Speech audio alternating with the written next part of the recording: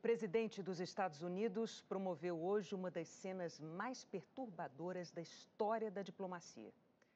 Ele recebeu na Casa Branca o líder de um país que foi invadido militarmente e que há 3 anos tenta recuperar a integridade do seu território. Diante da imprensa, Donald Trump mostrou ao mundo um alinhamento com um país invasor, a Rússia de Vladimir Putin. Com o dedo em riste e elevando o tom de voz, Trump disse a Volodymyr Zelensky que o ucraniano não se encontra em condições de ditar nada e está assumindo o risco de uma terceira guerra mundial. Começou com um sinal positivo, mas em vez de avanços, o que aconteceu foi um retrocesso, ainda imensurável para as negociações de paz. Volodymyr Zelensky foi a Washington assinar um acordo com Donald Trump. Na visão do presidente americano, a Ucrânia deve aos Estados Unidos bilhões de dólares. Ajuda militar que foi enviada ao longo dos 3 anos de guerra. Isso foi no governo de Joe Biden. Não era um empréstimo. O acordo, que deveria ter sido assinado hoje, previa a participação americana num fundo voltado para a exploração de minerais raros da Ucrânia. Mas no Salão Oval ficou claro que ainda existiam diferenças entre os dois lados. Zelensky disse esperar que o acordo fosse um primeiro passo para garantias de segurança reais para a Ucrânia. E afirmou: este acordo não é suficiente. Mesmo assim, o encontro seguiu tranquilo. Até que um repórter perguntou se Trump tinha alguma mensagem aos poloneses, que são aliados dos ucranianos. Os poloneses acham que os Estados Unidos estão muito próximos de Putin. Trump respondeu que não está alinhado com nenhum dos lados, e sim com os Estados Unidos e com o bem do mundo. E afirmou, apontando para Zelensky: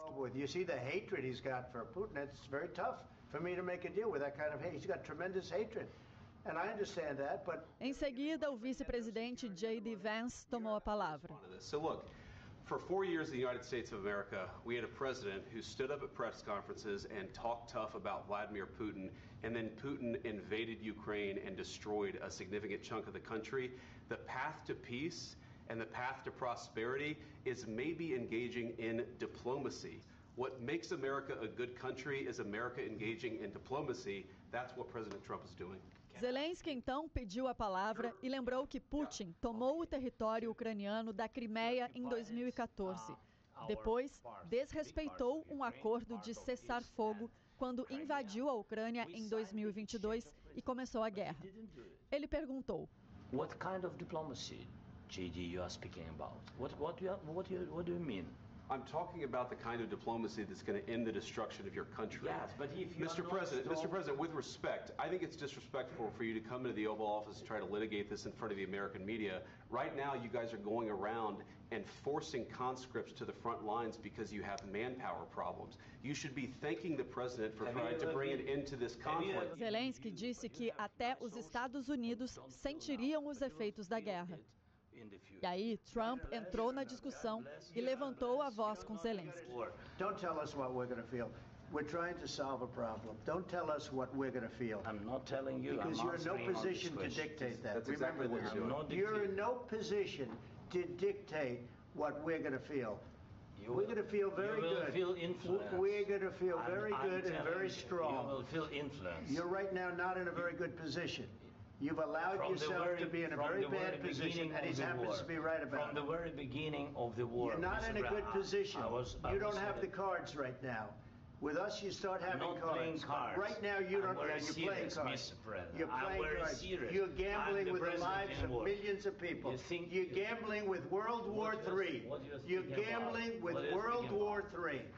And what you're doing is very disrespectful to the country, this country, that's backed you far more than a lot of people said they should have. A discussão seguiu, com Vance sugerindo que Zelensky viajou para a Pensilvânia para fazer campanha para Kamala Harris na eleição do ano passado e exigiu que o ucraniano agradecesse pela ajuda americana.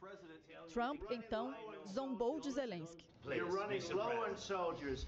It would be a damn good thing. And then you tell us, I don't want a ceasefire. I don't want a ceasefire. I want to go and I want this.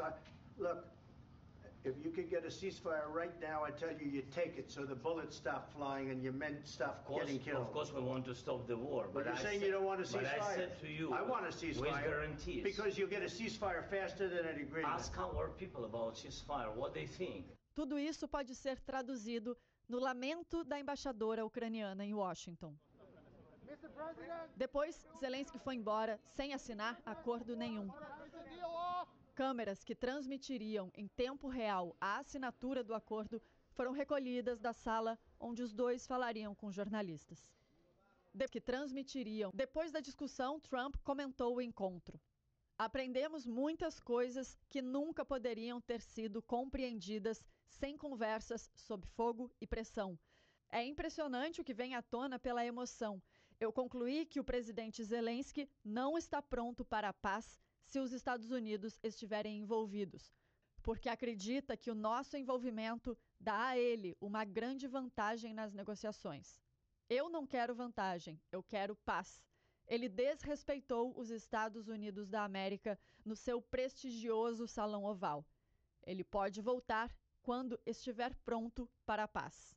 Em outro tom, Zelensky também foi às redes sociais. Obrigado, Estados Unidos, obrigado pelo seu apoio, obrigado por esta visita. Obrigado, presidente dos Estados Unidos, Congresso e o povo americano. A Ucrânia precisa de uma paz justa e duradoura e estamos trabalhando exatamente para isso. Depois do bate-boca, líderes europeus manifestaram apoio a Volodymyr Zelensky e à Ucrânia. O presidente francês lembrou dos fatos. Existe um agressor, que é a Rússia, e um povo atacado, que é o ucraniano, disse Emmanuel Macron. Ele falou também que os aliados da Ucrânia estavam certos em ajudar o país e aplicar sanções contra a Rússia, e que isso vai continuar. Afirmou ainda: temos que agradecer a todos que ajudaram os ucranianos e temos que respeitar os que lutaram desde o começo, porque eles lutaram pela independência deles e pela segurança da Europa. Macron ligou para Zelensky depois do bate-boca de Donald Trump com o presidente ucraniano. O primeiro-ministro da Polônia, Donald Tusk, escreveu: Zelensky, queridos amigos ucranianos, vocês não estão sozinhos. Ucrânia, a Espanha está com você, disse o primeiro-ministro espanhol Pedro Sánchez. O primeiro-ministro alemão, Olaf Scholz, disse que ninguém quer a paz mais do que os ucranianos e que a Ucrânia pode confiar na Alemanha e na Europa. A presidente da Comissão Europeia, Ursula von der Leyen, disse a Zelensky: a sua dignidade honra a bravura do povo ucraniano. Seja forte, seja corajoso, destemido. Você nunca está sozinho. Portugal, Noruega, Suécia, Lituânia, Irlanda e República Tcheca também demonstraram apoio. Já a Rússia, naturalmente, adotou outro tom. A porta-voz do Ministério das Relações Exteriores do país disse que foi um milagre Trump e o vice-presidente americano J.D. Vance não terem batido em Zelensky. Pesquisador da Universidade Americana de Harvard, o cientista político Oliver Stunkel considerou que o episódio de hoje na Casa Branca foi sem precedentes. Ao longo das últimas décadas, nunca houve um confronto dessa forma, de forma pública. Isso, a princípio, deve ocorrer só nos bastidores e levou, de fato, ao que parece ao colapso das negociações. O apoio que os Estados Unidos vinham dando até hoje à Ucrânia está em linha com o Pacto de Budapeste, assinado em 1994.